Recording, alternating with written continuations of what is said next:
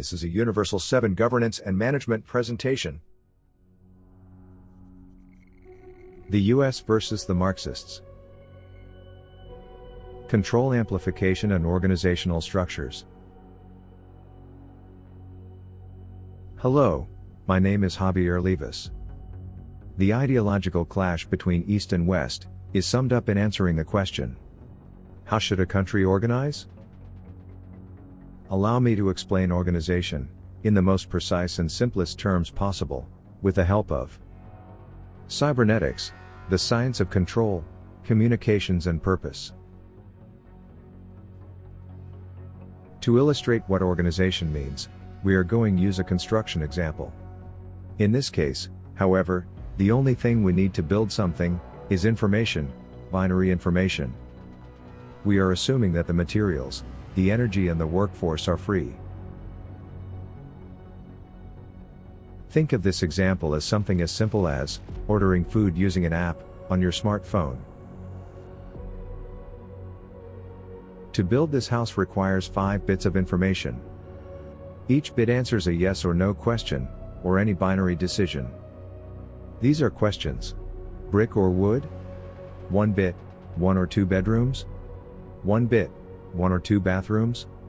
1 bit, garage or porch? 1 bit front lawn or backyard? 1 bit total equals 5 bits. To build this mansion requires 10 bits of information. To build this building requires 100 bits of information.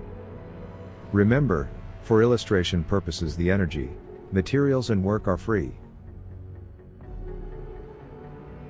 To build this yellow road requires 1000 bits of information. But a 1-bit person at house building could perhaps be a 20-bit person at road building. It depends on what everybody is good at. This is case made up for illustration purposes. Now, different people have different information processing capabilities. So let's use that to identify them: 1-bit person, 5 bits person, 30 bits person. So while you need 5 1-bit persons to build a house, you only need 1 5 bits person to do the same. It helps to think that building a house for each person is reduced to having a conversation over the phone. Nobody moves a muscle. It is all about choices and information exchange. Still, not enough bits, no house. The same as no phone, no app, no food.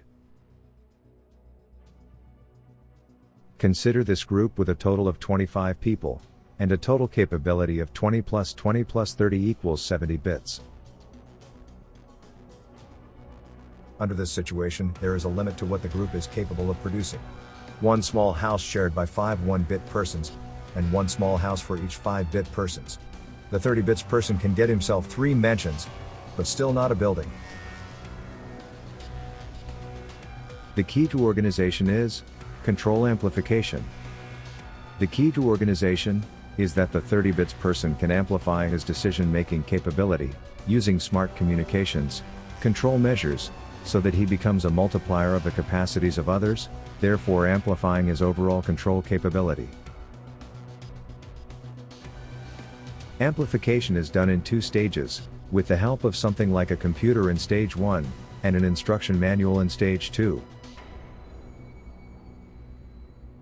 So now, under the management of a 30 bits person, the help of a computer and instruction manual, the 5-bit person can produce 30 bits, and all 4 of them a total of 120 bits.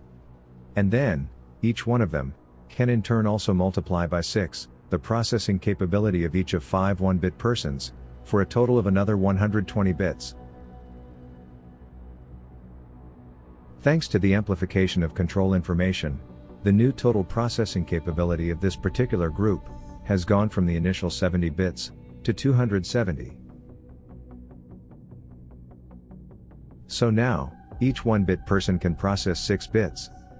This allows the person to get a house and has 1 bit left as surplus. Every 5-bit person now can get a mansion and still have a 20-bit surplus.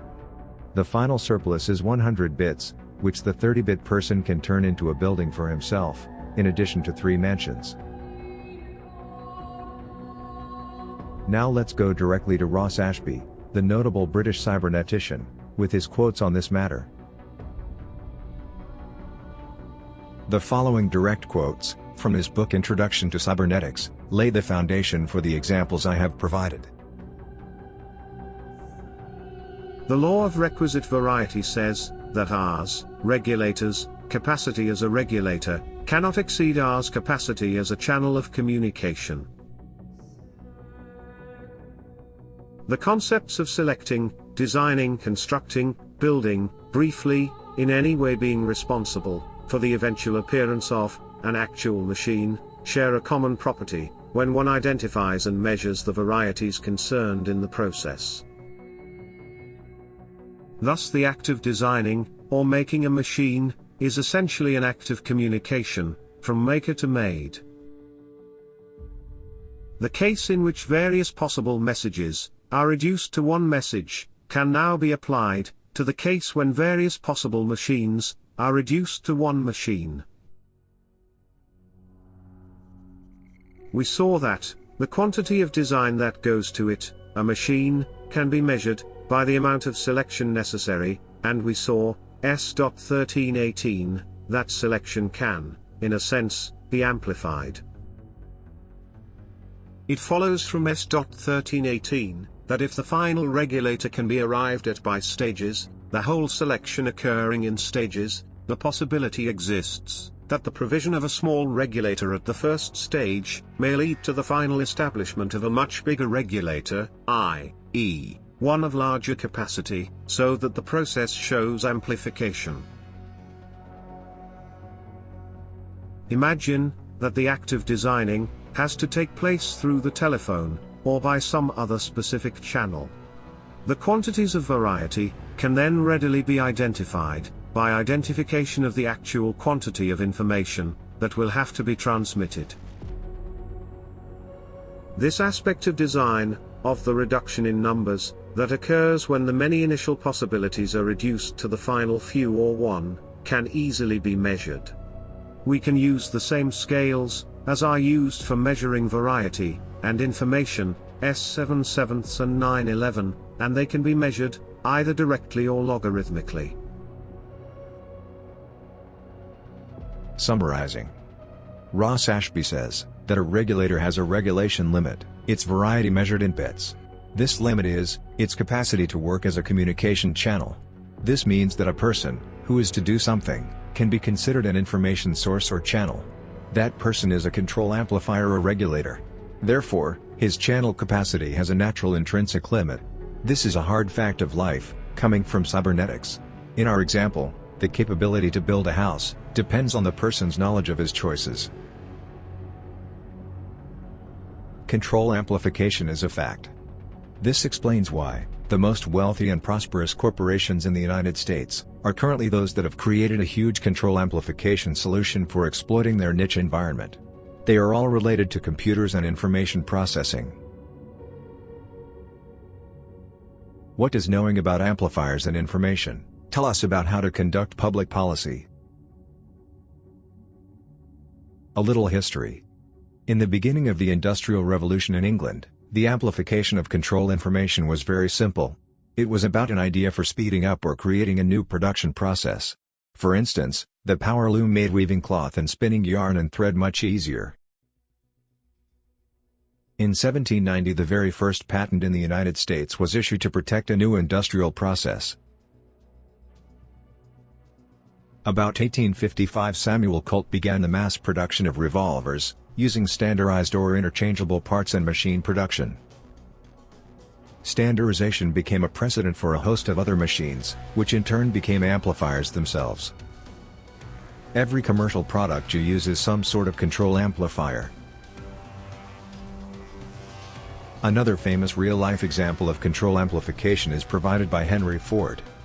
Thanks to his organization of the Ford Motor Company, and the factory he built, his workers were able to build cars on an assembly line at such a low price, that the workers could then afford to buy one for themselves. Henry Ford amplified his control information by designing and organizing the assembly line. I must point out that Karl Marx does not take information amplification into account at all, in his famous Das Kapital. It is understandable that he hardly mentions the word information at all. It appears only 4 times in his manifesto, and not in any way applied, in the sense we use the word information today. His materialistic interpretation of history, and the future workers' paradise, is really based on a sui generis mix of the Industrial Revolution's Newtonian paradigm of cause-effect, and Hegelian thinking or dialectics, not second-order cybernetic knowledge. The intrinsic added value of innovation, regulation, design, and information is totally absent, of course. We now know that self-organization, as in capitalism, produces systems with emergent properties that are not predictable at all. Marxist central planning is doomed to fail in a cybernetic society. Now please consider, the United States has created a better part of the scientific and technological knowledge of the 20th century, as that originating in private business, government, universities, think tanks and research centers both public and private. Also, has created innovations and especially lots of patents. What did the US do? Share its hard-earned control amplification solutions. Inviting students from all over the world to share the wealth. Sharing the architecture of electronic chips, computers and other high-tech gadgets, including lasers. Sharing the secrets of their patents, for all the world to access, including the details of a host of different software solutions with all sorts of applications. Practically free. In an unbelievable gesture of capitalistic openness, or led by corporate greed, the United States exported factories, and even whole industries, to different countries of Asia, such as Japan, China, Malaysia, Philippines, Taiwan, and South Korea. India, a huge share of software production for US businesses.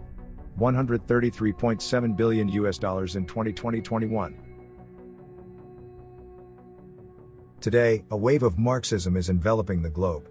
It is being sold as a brilliant way of organizing government, whose time has finally arrived.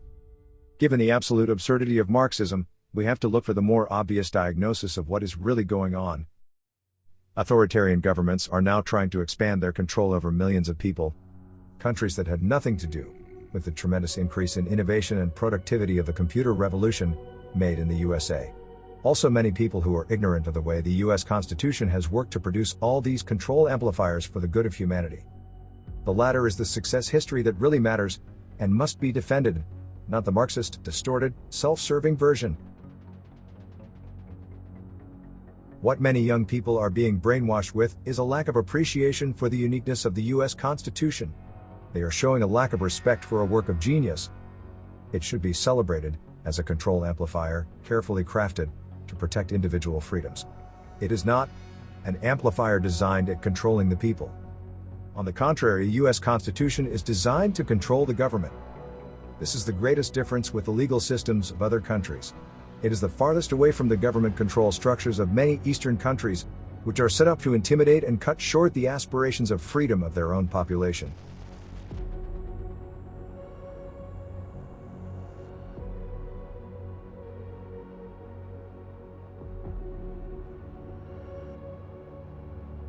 Thank you for watching.